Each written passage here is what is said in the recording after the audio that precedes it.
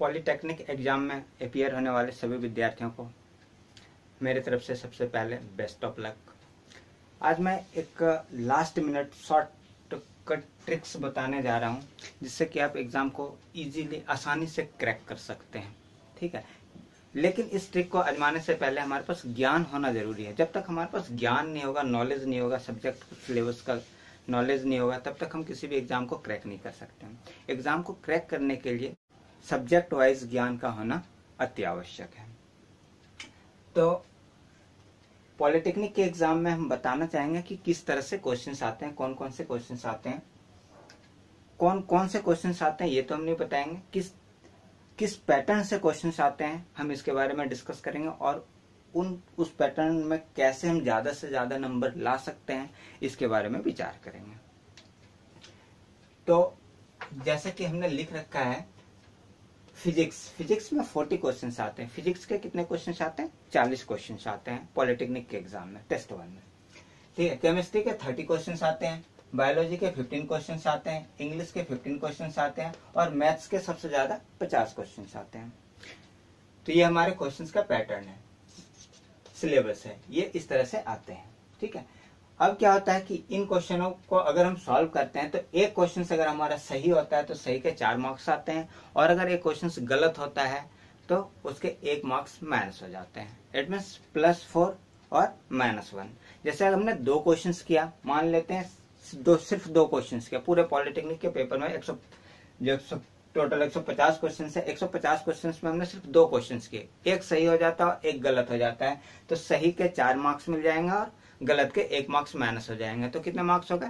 3 marks. ठीक है, तो इस मेथड पे ये वर्क करता है। तो अभी जो मैं ट्रिक बताने जा रहा हूँ, ये ट्रिक का खास करके उन विद्यार्थियों के लिए है जिन्होंने तरीके से पढ़ाई कर रखी है और कम से कम 100 क्वेश्चनों के आंसर उन्हें बिल्कुल सही आते हो, या फिर उन्हें ऐसा लगता है कि 100 क्वेश्चन हमारा बिल्कुल सही है। ठीक है, चलो देखते हैं। अगर हमारा 100 क्वेश्चन पूरा का पूरा सही हो जाता है, 100 क्वेश्चन जो कि मुझे बिल्कुल आते हैं, 100 क्वेश्चंस जो हमें आते हैं। ठीक है, हमने उन 100 क्वेश्चंस को किया तो ये हमारे आ जाते हैं टोटल 400 मार्क्स। ठीक है, अब रह जाता है हमारे पास 50 क्वेश्चंस, है ना। 50 क्वेश्चंस क्या हमें छोड़ देना चाहिए? बात ये होती है कि अगर हम छोड़ देते हैं तो क्या होगा, और अगर हम उसे गलत करते हैं तो क्या होगा। अगर हमने 50 के 50 गलत क्वेश्चंस कर दिए, 50 के 50 गलत हो जाते हैं, तो हमारे 50 × -1 = -50 हो जाता है, और इस तरह से हमारे पास टोटल मार्क्स पड़ते हैं 350। ठीक है, अगर हमने रिस्क ले लिया तो हमारे मार्क्स आ जाते हैं 350। अगर हमने रिस्क नहीं लिया तो हमारे मार्क्स आते हैं 400। ठीक है, लेकिन बात यह होती है कि क्या 50 के 50 क्वेश्चंस गलत हो जाएंगे? बिल्कुल नहीं, ऐसा हो नहीं सकता। क्यों नहीं हो सकता? क्योंकि हमने 10th में एक चैप्टर पढ़ रखा है प्रोबेबिलिटी, और प्रोबेबिलिटी कहती है कि अगर ऑब्जेक्टिव टाइप क्वेश्चंस है, इट मीन 4 चॉइस है हमारे पास, तो अगर हम रेंडमली चारों चॉइस को चूज करते हैं तो एक चॉइस सही होना चाहिए। ठीक है, जैसे कि हमने 4 क्वेश्चंस है, 1 2 3 4। ठीक है, ये 4 क्वेश्चंस हमने लगातार ले लिया, और चारों के हमने बी पोर्शंस को या सी को हमने सी चारों पे सी को हमने टिक कर दिया, तो प्रोबेबिलिटी कहती है कि सी आने की एक प्रायिकता होगी, एक प्रोबेबिलिटी होगी, और एक क्वेश्चन हमारा सही हो जाएगा। इट मीन्स अगर 4 क्वेश्चन हमने लगातार, क्वेश्चन नंबर 1 इसके भी हमने बी लगाए, क्वेश्चन नंबर 2 इसके भी हमने बी लगाए, और क्वेश्चन नंबर 3 इसके भी हमने बी लगाए, और क्वेश्चन नंबर 4 इसके भी हमने बी पे मार्क्स किया, है ना। तो बी आने की प्रायिकता, चूंकि ए बी सी और डी ये 4 है, चारों में से किसी एक के आने की प्रायिकता क्या हो जाती है? 1/4, है ना। तो 1/4 आने की जब प्रोबेबिलिटी है, तो अगर हमने चारों पे बी लगा दिया तो इसमें से बी आने की संभावना, मतलब चारों में से एक पे तो होना ही होना है, और होगा ही होगा। ठीक है, आप रेंडमली 4 को देख के आप देख सकते हैं, आपको ये चीज दिखेगा, है ना। बाय चांस अगर आपका लक ही खराब है तो ये बी नहीं होगा, अदरवाइज बी होना है। थोड़ा सा रिस्क लेना होगा, रिस्क लेने से देखते हैं क्या फायदा होता है।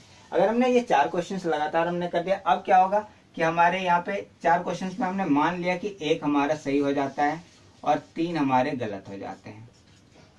तो एक सही के कितने मार्क्स आए? 4 मार्क्स आए। और 3 गलत के कितने हो गए? -3। फिर भी पॉजिटिव में 1 मार्क्स हमारा बढ़ गया, है ना। चलते हैं अब इसके ऊपर तरीके से हम विचार करते हैं।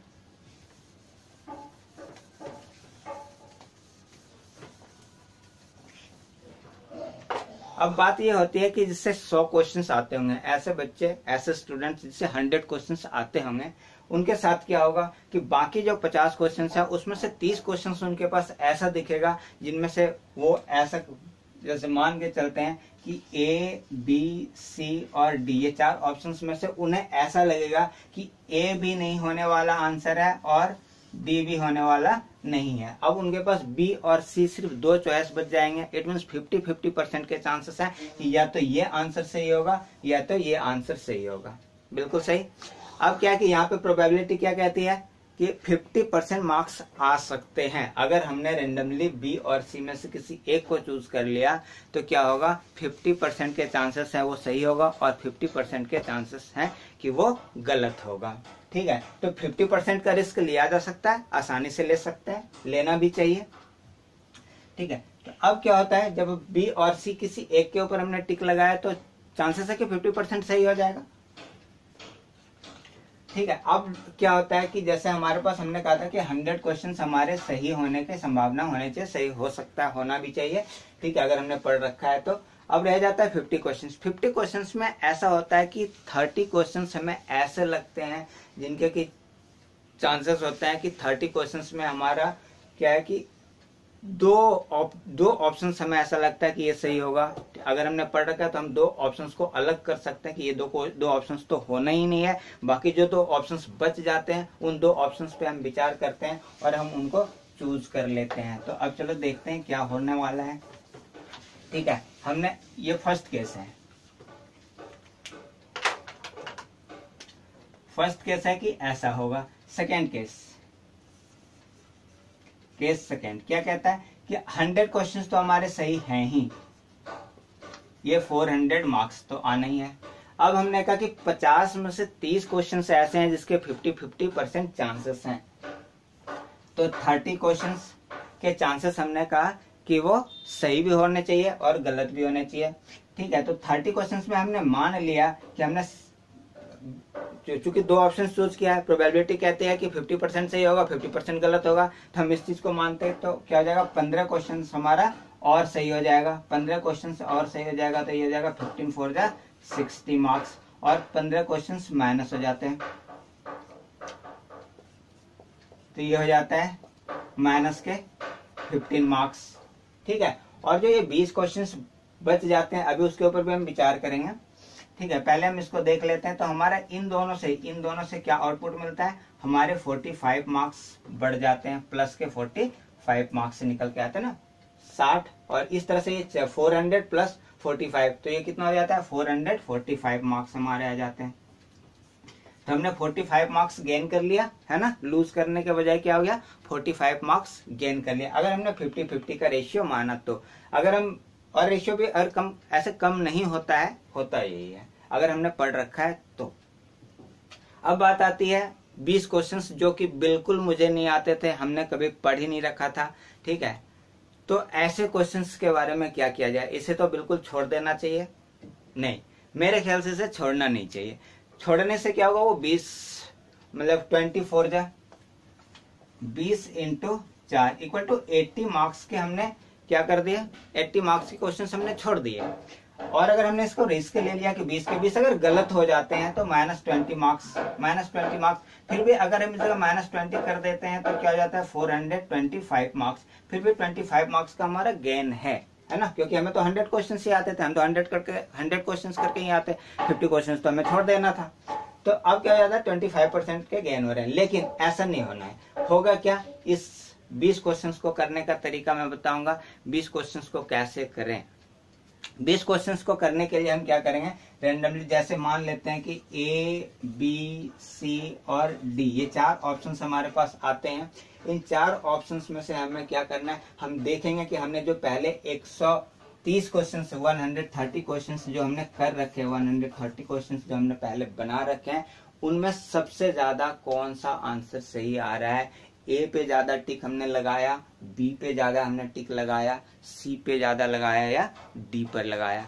जिस ऑप्शंस पे ज्यादा टिक लग रहे हैं, सबसे ज्यादा आंसर, जो सबसे ज्यादा आंसर करेक्ट हो रहा है, ए, बी, सी या डी, कोई सा भी एक, मान लेते हैं कि सी सबसे ज्यादा सही हो रहा था, सी पे सबसे ज्यादा टिक लग रहे थे ऊपर से नीचे तक, तो हम सबके 20 के 20 क्वेश्चंस पे क्या करेंगे? सी के ऊपर टिक लगा देंगे।